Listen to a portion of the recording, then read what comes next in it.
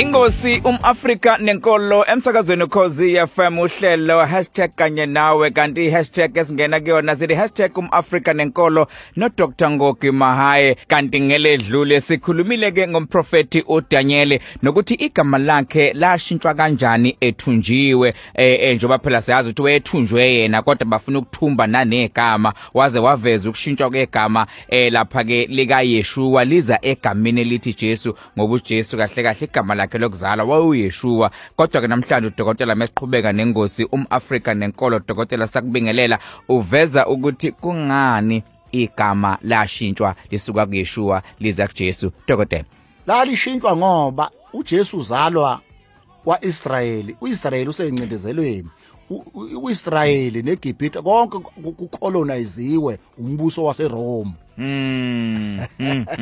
Ingakho umbuso waseRome uHerod the Great wamfuna uJesu efuna ukumbulala.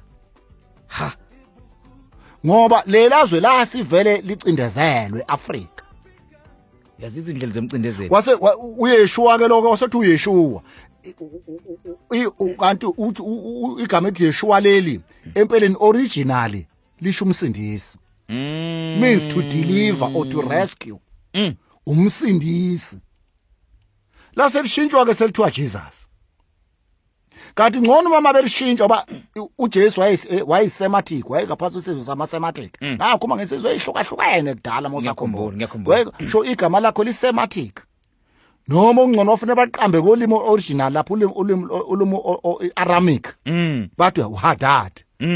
Bangambiza ngoHadad, bangambiza ngoYeshua. Ngcono bathi uHadad babengathi uthi Yeshua. But bajampa bafuna ukuthi uJesus. Hey. Ngoba leli gama manje kwase kufanele ukuthi ke manje ke liye eGreekini ebese liye esingisini.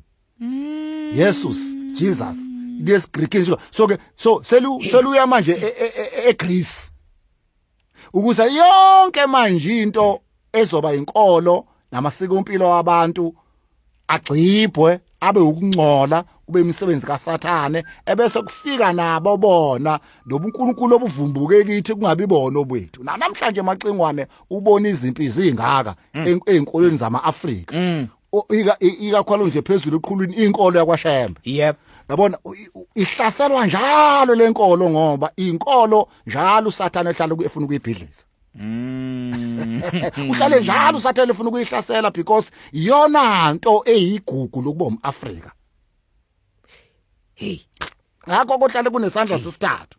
Yabona nje mangiqhubeka nje ngakutshela ukuthi abantu beze becabanga ukuthi Jesus Christ, uChrist isibongo.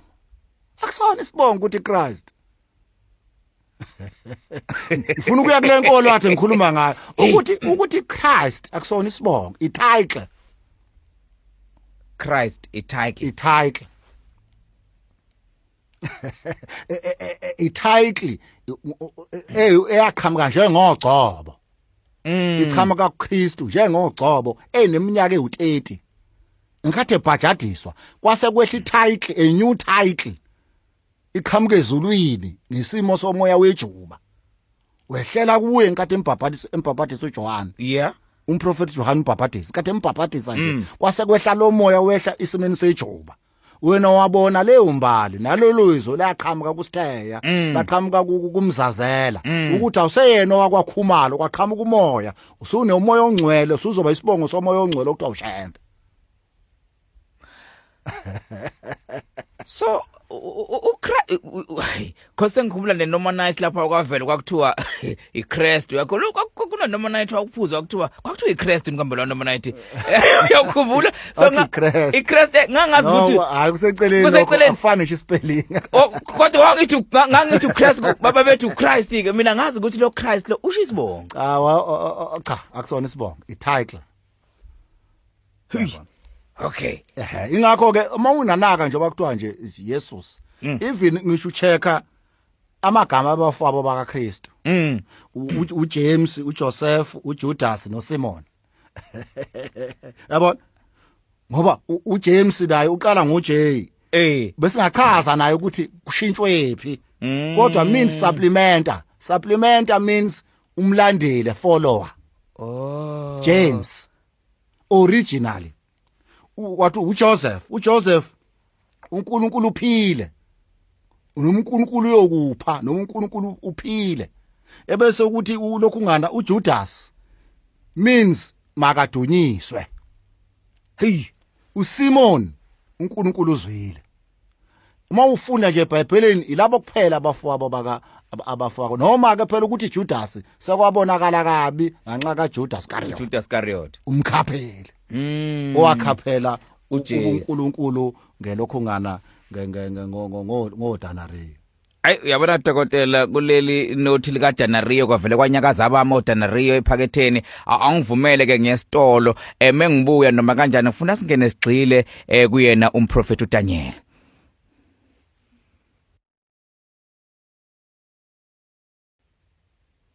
Ingosi Afrika nenkolo iyaqhubeka emsakazweni Ukhozi FM kana phambili siyetolo sikhuluma okuningi engicabanga ukuthi sifundile mesibheka indaba ke ethinta uJesu sichaze amagama abafowabo kodwa nje manje dokotela ngoba sikhuluma lapha ke ngomprofeti uDaniel ake siqhubeke engikuthandayo ngisho uHezekiya ukhulumile umvumile umprofeti uDaniel ngisho uJesu mefika wafika mvuma umprofeti uDaniel macingwane uHezekiya ke wabhala kanye nabaJuda kathathu encwadini yakhe uma ufuna incwadi kaDaniel 14 uverse 14 no20 no Daniel 28 uverse 3 wakhuluma ngaye noNoah nangoJobe njengamadoda angcwele.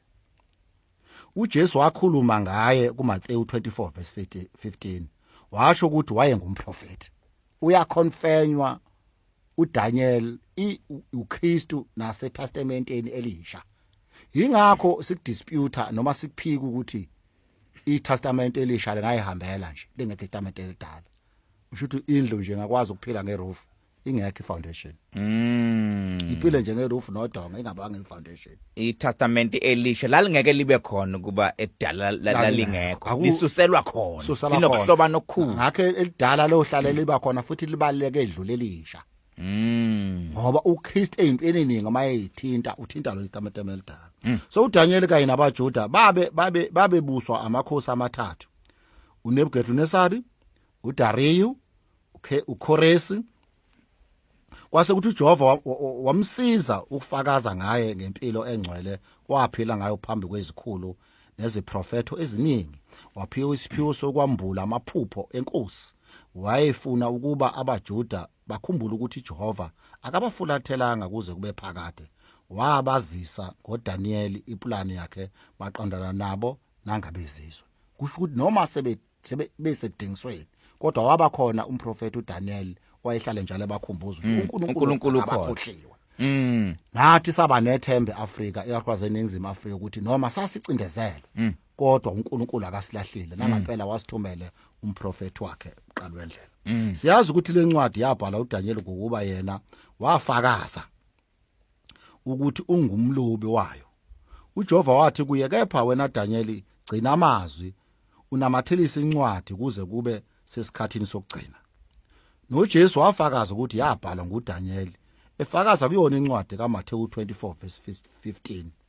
Ngakho ke macungane kubalekile ukuthi ke sazi ukuthi ngoba abanye abangakholwa bathi ayibhalwanga uDaniel ngokuba iziprofeto zakhe zagcwaliseka ngokuphelele engasekho yena. Banaleyo nje impikiswano abantu abangamakholwa bayazi. Okay. Bayabuza ukuthi umuntu angabeka phambili akhombe kanjani okuzayo. Kabazi ukuthi laba ukuthi wayeqhutshwa umoya kaNkulunkulu ongcwele nguye osukazi umoya ongcwele kuyokwenza kani ngokuzayo.